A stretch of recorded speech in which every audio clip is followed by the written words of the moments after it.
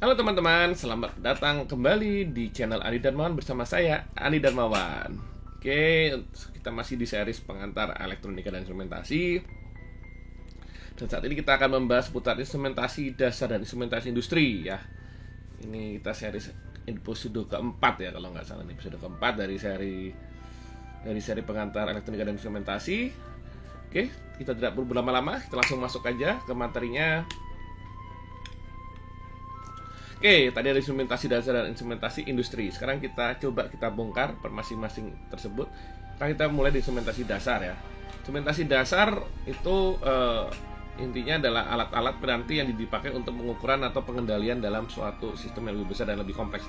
Lebih tepatnya adalah instrumen prosesnya ya, proses dari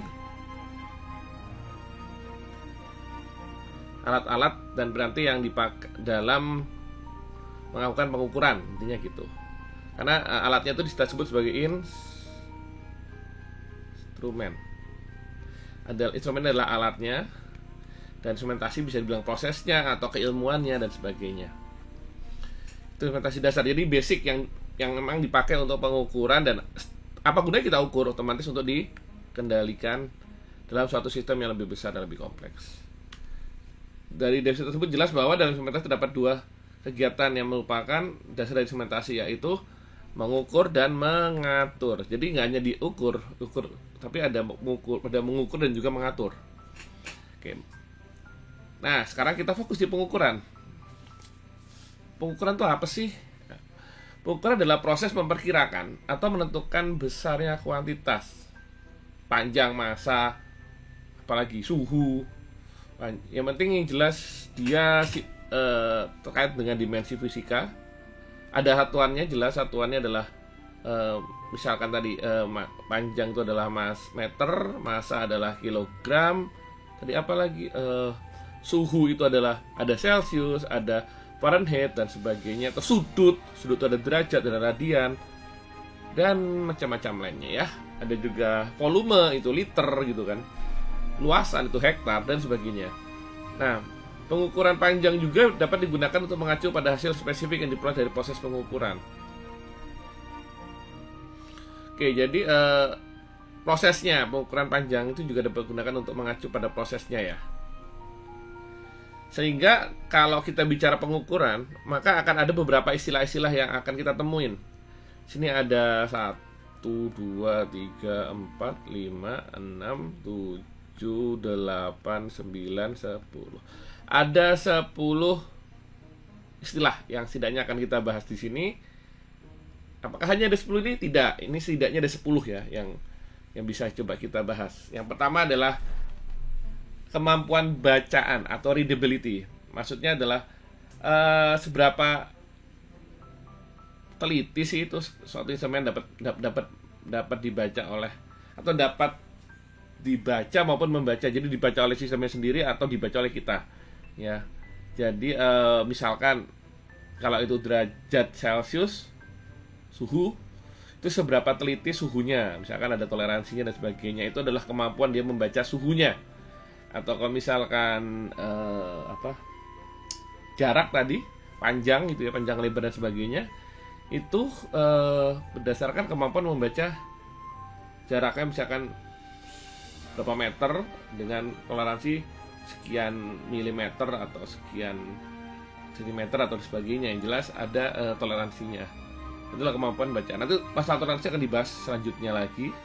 Dan yang selanjutnya adalah ada namanya cacah terkecil atau least count. Cacah terkecil ini adalah, jadi beda terkecil antara dua penunjukan yang dapat dideteksi oleh dibaca. Jadi contohnya kalau misalkan kita penggaris ya, penggaris yang teman-teman lihat ya, penggaris ya 30 cm lah yang biasa dipakai untuk anak-anak siswa-siswa di sekolah.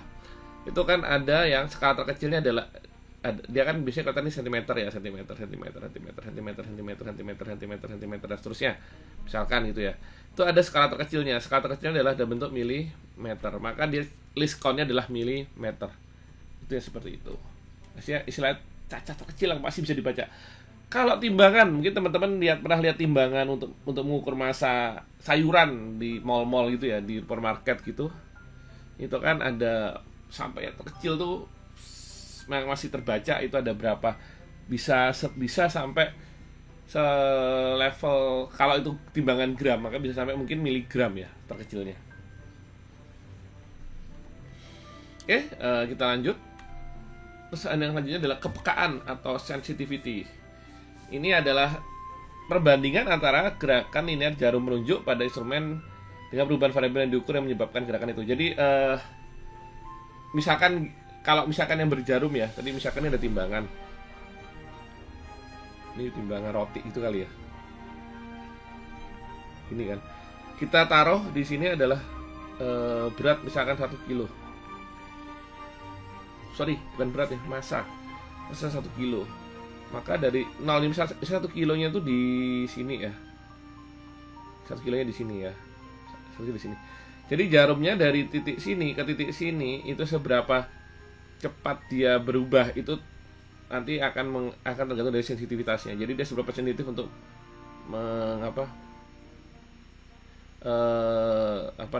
pengukuran ini. Nah, misalkan ini kue atau tepung 1 kilogram terus kita ambil sedikit-sedikit gitu ya, itu kan otomatis ini akan berkurang kan jarumnya. Nah ini juga seberapa sensitifnya dia akan berkurang.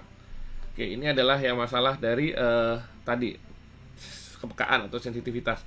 Ya ini juga kadang dialami oleh para cowok-cowok ya, dibilang kamu nggak peka gitu kan. Nah itu juga tandanya biar cowok-cowok bisa lebih peka harus belajar instrumen, oke?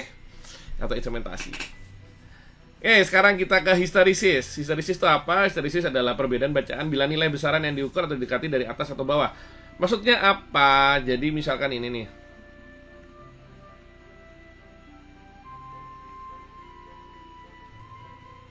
Ya kan? Perbedaan bacaan dari bila nilai besaran diukur dari atas atau bawah. Misalkan ada nilainya, misalkan skalanya dibagi seperti ini gitu ya.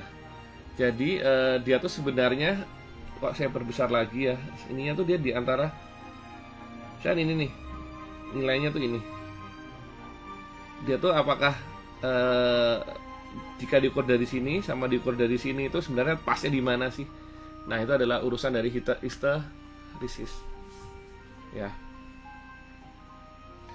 Seperti itu. Kita lanjut lagi ke ketelitian akurasi. Nah tadi kita sudah sempat bahas masalah tadi readability-nya, sekarang akurasinya. Kalau udah bicara akurasi, otomatis kita harus tahu simpangannya terhadap masukan yang diketahui. Nah ini ada satunya lagi, presisi. Akurasi dan presisi ini suka terbalik-balik orang mengatakannya.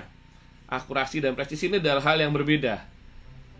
Akurasi itu ketepatan terhadap target. Misalkan ini timbangan tadi ya, harusnya itu segini.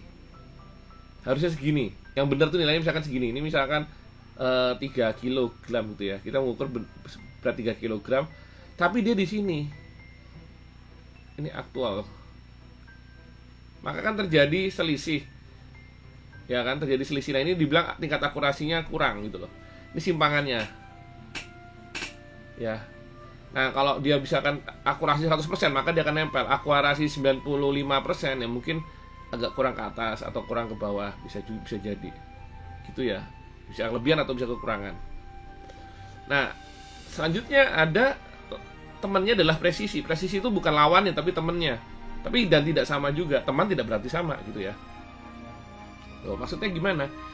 Jadi kita harus ini kan kemampuan instrumen yang untuk menghasilkan kembali baca tertentu dengan ketelitian yang diketahui. Dengan kata lain, seberapa konsisten si pengukuran itu. Misalkan ya, ini timbangan lagi tadi, timbangan pengukuran pertama segini, kedua segini, ketiga segini, keempat segini, maka dia presisinya bagus. Walaupun sebenarnya harusnya tuh segini gitu ya, harusnya tuh segini, tapi akurasinya lemah, presisinya bagus. Jadi kalau yang bagus bilangnya apa ya? Akurasi dan presisi gitu, bukan presisi aja. Kalau presisi aja tandanya saya berasumsi bahwa dia mungkin sudah tahu akurasinya bagus gitu ya. Atau kalau misalkan akurasinya bagus tapi presisi nggak presisi, maksudnya gimana kalau akurasi bagus tapi nggak presisi? Tandanya dia kadang bisa kadang enggak gitu loh. Karena akurasinya bagus kadang enggak, sehingga dia presisinya lemah. Karena akurasi itu merujuk pada satu kali pengukuran, dan presisi itu merujuk pada beberapa kali gitu loh. Jadi pengukuran pertama ini berapa persen, ini berapa persen. Kalau presisi itu bisa berapa kali berapa kali pengukuran itu seberapa persen dia mengulangi hal yang sama. Kalau presisi bagus, akurasinya lemah, itu kita ada namanya kalibrasi. Nanti kita bahas kalibrasi. Nah, ini kalibrasi. Kalibrasi tadi ini yaitu memeriksa instrumen terhadap instrumen standar yang diketahui untuk melanjutkan itu selanjutnya mengurangi kesalahan dan dalam ketelitian. Jadi kalau misalkan tadi harusnya tuh di sini, tapi dia nunjuknya di sini. Asal dia presisi ya ke sini terus, itu kita tinggal dikalibrasi, diputar, disetel ulang agar dia kembali ke sini. Biar nanti akhirnya bisa jadi segini terus. Itu ya.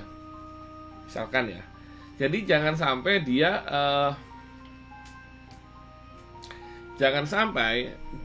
itu hanya dikalibrasi tanpa mengecek dia tuh presisinya bagus enggak. Kalau presisinya jelek kita rekalibrasi, nanti dia kemana lagi gitu, susah. Jadi pertama kali itu memang kita harus presisinya dulu dibaguskan. Setelah presisinya dibaguskan, baru kita cek akurasinya bagus. Kalau akurasinya bagus ya udah nggak berkalibrasi. Kalau presisinya bagus, akurasinya jelek, perlu dikalibrasi. Gitu ya teman-teman. Nah, terus ada error. Error itu apa sih? Error itu ya penyimpangan tadi, penyimpangan yang menyebabkan perlu dikalibrasi. Kalau nggak ada penyimpangan, maka nggak perlu dikalibrasi. Penyimpangan ini juga yang menunjukkan adanya akurasi,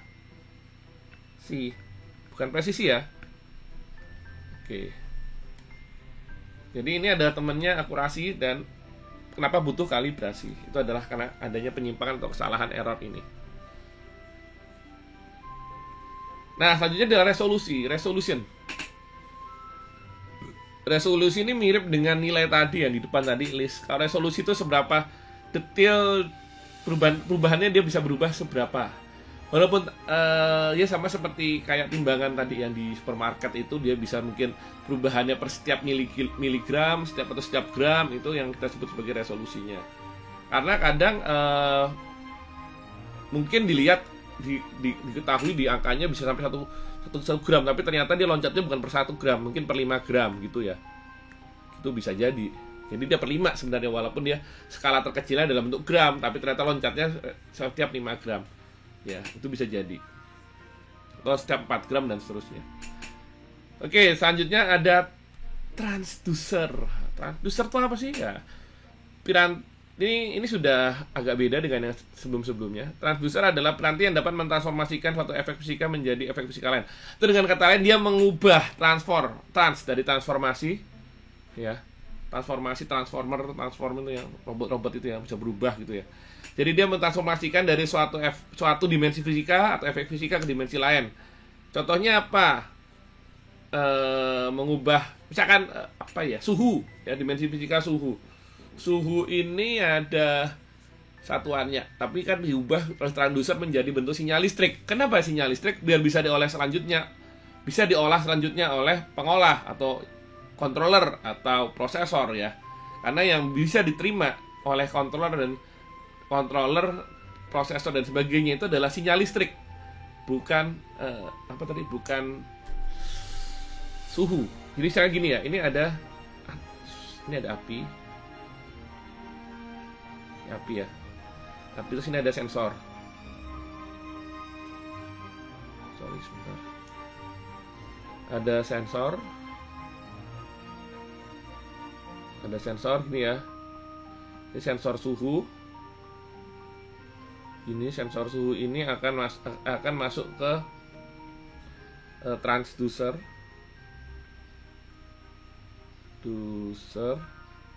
Baru masuk ke prosesor atau controller. Prosesor aja ya, tulis ya. Pengolah. Jadi kenapa? Nah, di sini itu harus bentuknya sudah sinyal listrik.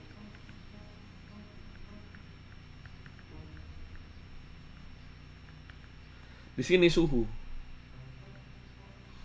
Nah, suhu diubah sinyal listrik. Kenapa? Karena prosesor hanya bisa membaca sinyal listrik. Tidak bisa yang selain itu. Ini transducer ya, tulisannya bagus sekali. Transducer.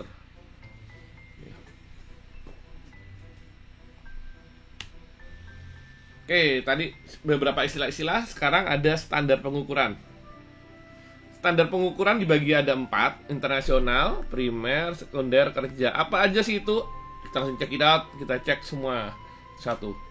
Standar internasional adalah otomatis didefinisikan oleh perjanjian internasional. Perjanjian ini menyatakan satuan-satuan pengukuran tertentu sampai dengan telitian terdekat dijalankan oleh produksi dan teknologi pengukuran.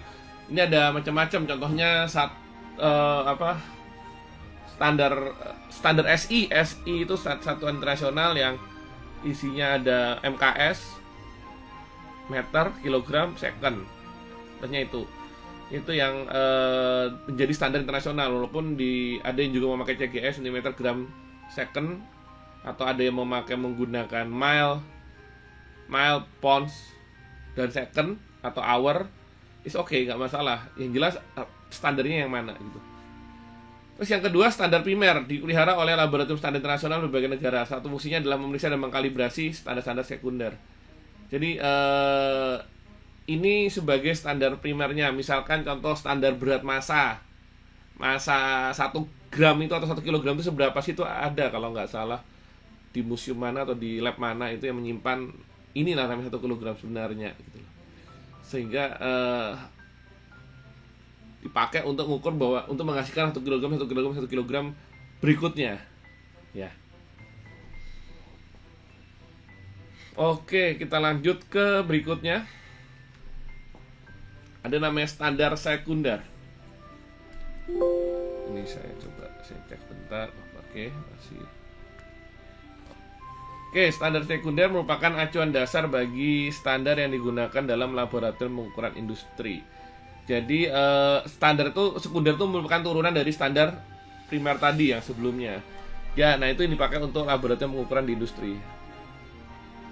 Jadi ini yang akan ditera atau dikalibrasi atau disesuaikan dengan standar primer tadi. Nah, standar kerja alat adalah alat utama bagi sebuah laboratorium pengukuran dan digunakan untuk memeriksa dan mengkalibrasi ke laboratorium yang umum untuk urusan ketelitian dan perbandingan dalam pemakaian di industri. Jadi standar kerja ini yang kita pakai di laboratorium ya, nanti dicek untuk kalibrasi peralatan-peralatan yang dipakai di industri. Nah, tadi sudah bahas standar, sekarang kita bahas tahap-tahap pengukuran. Tahap pengukuran di suatu instrumen itu ada tahap detektor, tahap antara, dan tahap akhir. Jadi bisa dibilang bahwa tahap detektor itu adalah gimana kita mendapat nilai dari suatu ukuran. Jadi bagaimana suatu sensor bisa mengesensing sesuatu, bagaimana alat ukur suhu bisa mendapat nilai suhunya, bagaimana pengukur jarak bisa mendapat jaraknya, dan seterusnya. Terus tahap antara di mana menjelaskan bagaimana instrumen. Jadi kita cek tahapnya itu bagaimana si instrumen tadi, alat ukur itu bekerja. Jadi kerja itu benar atau enggak dan sebagainya. Dan tahap akhir yaitu untuk mendapatkan nilainya. Jadi tadi awal gimana dia mendapatkan, terus prosesnya, terus akhirnya hasil akhirnya itu gimana sih tahap akhirnya. Itu tahap-tahap dari pengukuran. Nah, terus tadi udah pengukuran, sekarang yang kedua sistem pengaturan. Pengaturan itu saudaranya adalah pengendalian. Ada juga bahasa lainnya adalah pengontrolan ini ya. Oh ini sudah ada. Mengenai itu pengontrolan. Sama sih.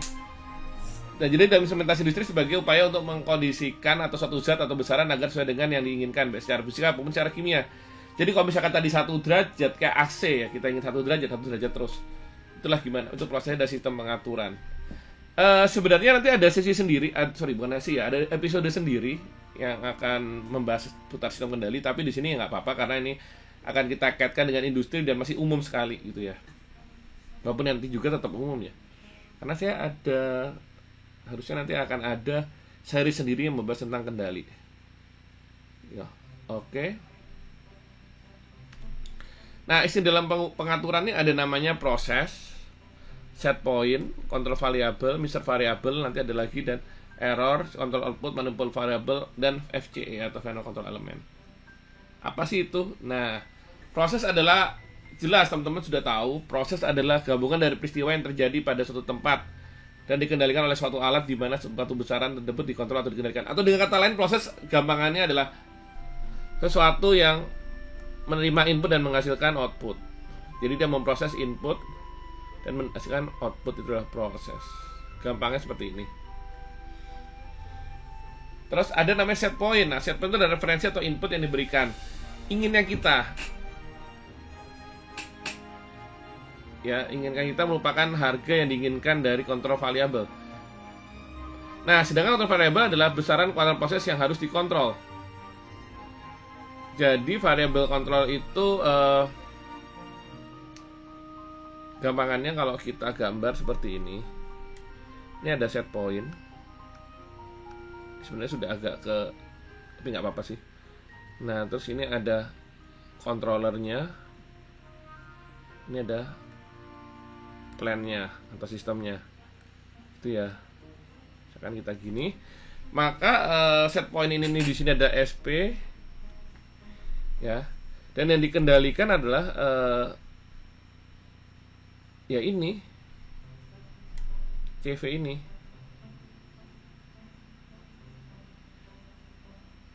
Set control point adalah harga yang terukur dari ini CV, ini CP, ini adalah CV.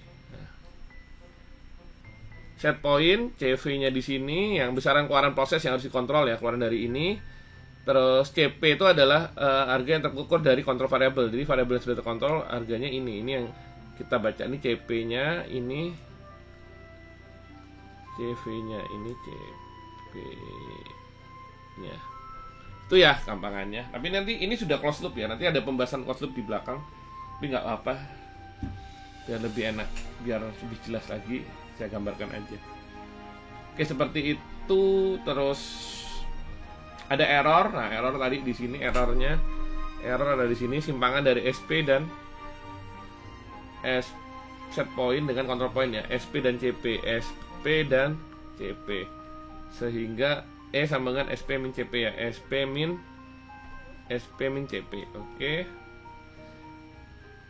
Terus CO adalah keluaran dari kontrol yang berfungsi untuk mengatur kontrol variabel CP mendekati set point. Nah, ini kok digambar lebih detail lagi ya. Jadi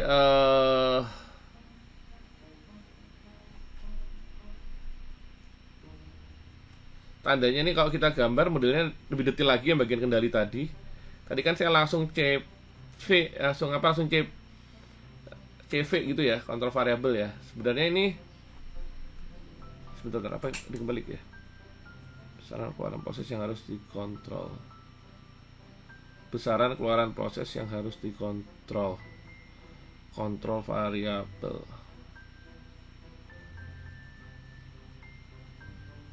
Oh, sorry. Saya salah. Ini bukan CV. Sebentar. Ini CO. Oke. Ini CO. Harga yang terukur dari kontrol variabel. Jadi ini CV itu keluaran dari sini. Ini CV terus terukur oleh CP. Terukur oleh yang diukur oleh sensor. Jadi CP ini yang diukur oleh sensor. Jadi kalau ini ada sensornya, di sini adalah CP-nya. Itulah. Ini adalah sensornya.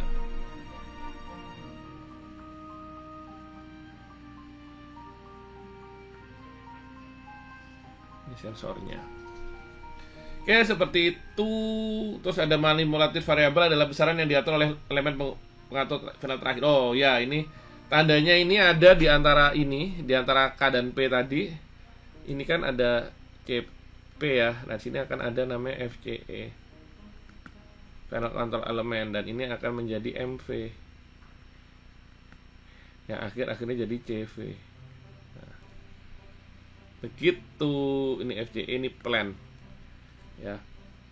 FCE adalah instrumen untuk menggunakan sinyal output controller, benar, sinyal output controller untuk mengatur manipulatif variabel ini. Jadi seperti itu ya, teman-teman. Nanti gambar besarnya, sehingga kok saya gambar besarnya adalah seperti ini.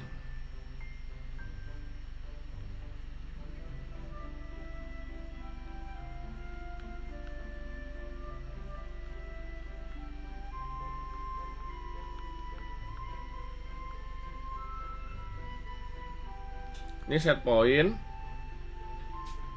Ini set point, ini kendali, ini FCE, ini plan, ini sensor.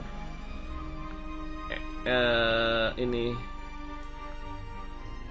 CV, CP, CV juga di sini, MV, controller output CO, ini error, ya, SP. Oke, gini ya. Usah kita gambar. Sebetulnya seperti itu, teman-teman. Kita lanjut lagi sekarang ke sistem pengendalian proses. Ada dua, open loop dan close.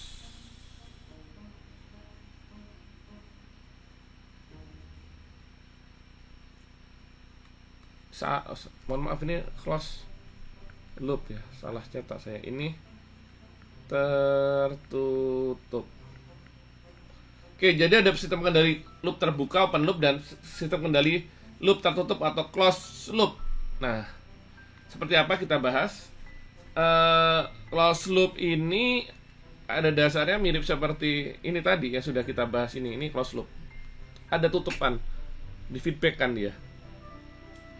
Ya, seperti ini ya. Ini seperti ini dia tutup. Nah, kalau open itu ya kayak gini. Tidak ada feedback yang kembali. Dia open. Jadi tertutup tuh ada umpan baliknya. Kalau open loop tidak ada umpan baliknya, tidak ada sinyal umpan balik. Itu bedanya open loop sama closed loop. Oke, sekarang kita masuk instrumentasi industri. Ada tekanan fluida, laju aliran fluida, suhu satu benda, volume cairan disimpan di dalam bencana, konsentrasi kimia, posisi mesin, gerakan atau percepatan, dimensi fisik atau benda, tegangan listrik, arus atau hambatan. Ini yang kira-kira sering pernah dilakukan di industri ya. Fluida tuh ya cairan, saya industri kayak industri minuman, industri tambang, minyak bumi dan sebagainya. Terus juga posisi mesin ada di mana saat ini, lengannya ada di mana dan sebagainya. Gerakan atau percepatan robot las, robot packing dan sebagainya, yang atau conveyor juga, itu juga menjadi yang diukur di instrumentasi industri. Ini ada beberapa ya yang sering, tidak terbatas pada ini. Ini ada 9 tapi bisa lebih dari ini. Terus selanjutnya ada instrumentasi industri. Nah, instrumentasi industri yang ini alat kendali akhir ini atau kita sebut sebagai final control element atau FCE. Ini ada katup kontrol, ada motor listrik, ada pemanat listrik. Ya, motor listrik ini ada macam-macam nanti. Ada yang brush, ada motor brush, ada brushless, ada servo, ada stepper dan sebagainya. Macam ya. Pemanas juga bisa. Katup kontrol atau valve untuk membatasi laju aliran fluida. Oke, sehingga diagram alir instrumentasi industri bisa digambarkan gampangnya kayak gini ya. Ada proses ini plan sebenarnya sih. Plannya. Ada sensing, measuring device, sensor, diberikan kontrol untuk decide, file control device bergerak sesuatu terus menghasilkan proses atau yang kemudian diproses oleh proses atau plan.